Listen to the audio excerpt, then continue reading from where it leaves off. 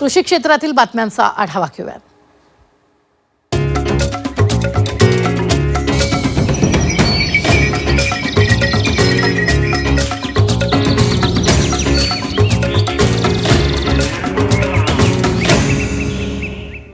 पीक पाणी powered by green harvest nature care फर्टिलायझर्सचे नैसर्गिक पेंडीयुक्त खत। नेचर केअरची युक्ती रासायनिक खतांपासून मुक्ती।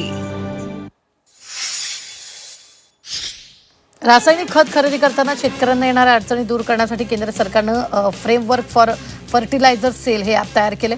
15 ऑगस्टपासून प्रायोगिक तत्त्वावर वाशिम जिल्ह्यातून या ॲपची सुरुवात होणार आहे। याद्वारे शेतकऱ्यांना रासायनिक खताचे ऑनलाईन बुकिंग करता येणार आहे।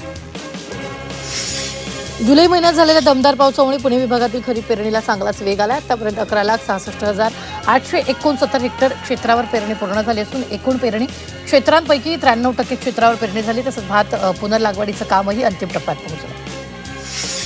छत्रपती संभाजीनगर जिल्ह्यात लांबलेल्या मान्सूनमुळे खरीप पेरण्यांना विलंब झाला। आतापर्यंत 6,21,280 हेक्टरवर म्हणजेच 91% पेरणी पूर्ण झाली आहे।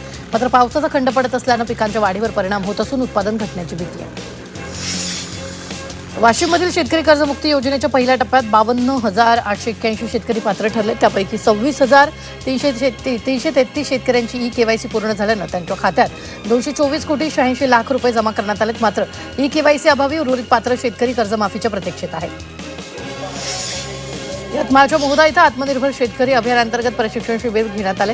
कमी खर्चात बांधावरच खतं, सूक्ष्म अन्नद्रव्य आणि टॉनिक्स तयार करण्याचं प्रात्यक्षिक शेतकऱ्यांना देण्यात आलं।